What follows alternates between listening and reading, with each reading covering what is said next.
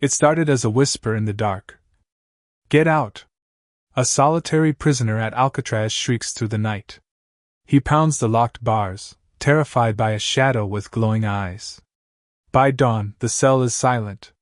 The man is found dead, strangled by no one. In these abandoned penitentiaries, history bleeds through the walls. Countless inmates endured unspeakable suffering behind these bars. The amount of trauma, pain, and terror was so great that, according to historians, the spirits of the men imprisoned remain in death. Tonight, we document real accounts from 4 of America's most haunted prisons, and the dark, demonic thread that may bind them together. Our journey begins at Eastern State Penitentiary. Opened in 1829, this grand Quaker experiment enforced total isolation. Inmates were hooded, kept in solitary almost 24 hours a day. The conditions were brutal, and after its closing the place earned a reputation as a paranormal hotspot. In fact, as one source puts it, ghost stories and paranormal encounters have become commonplace. Here ghost hunting TV crews and tour guides report disembodied voices and apparitions throughout the hallways.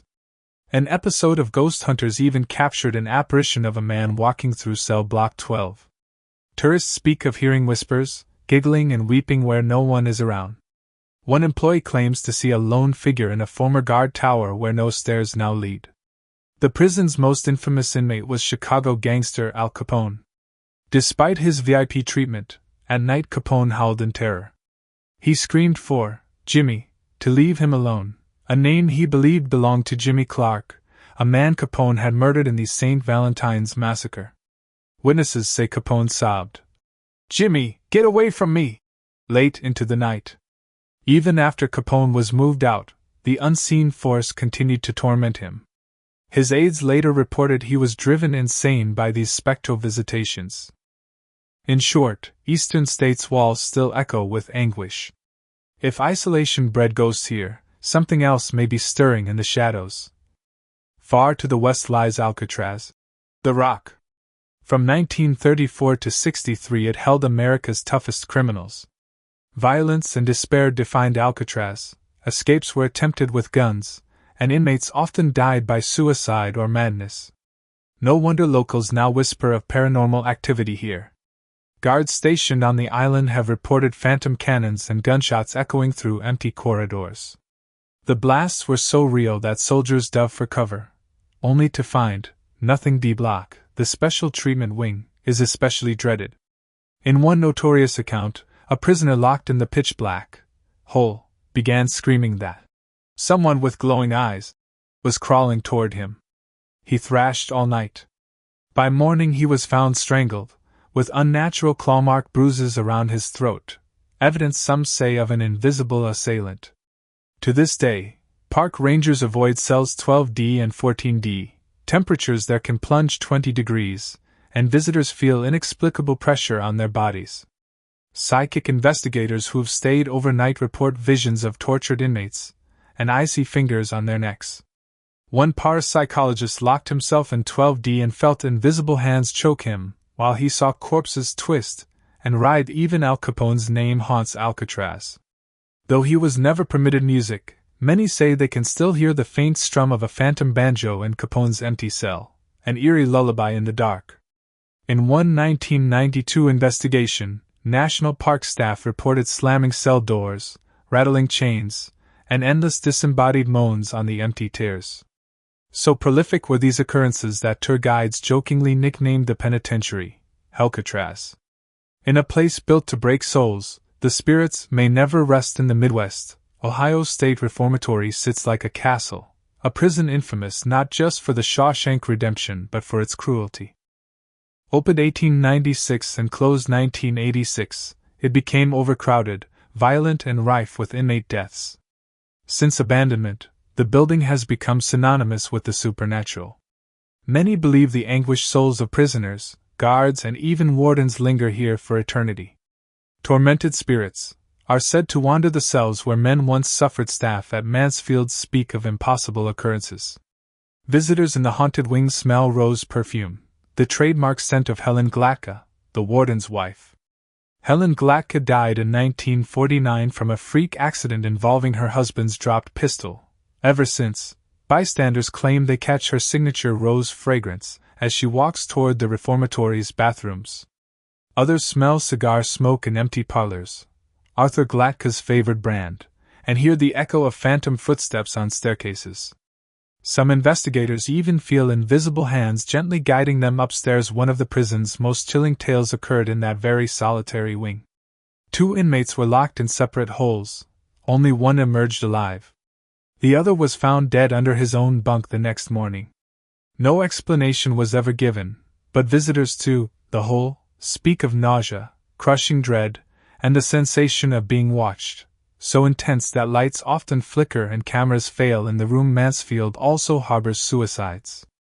In the shower room of an East Block cell, a distressed prisoner hanged himself years ago.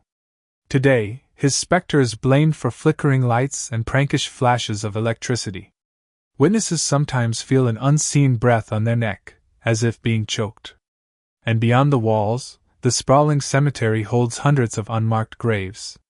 It's said every night the burial ground whispers, the souls of inmates who died here never truly left.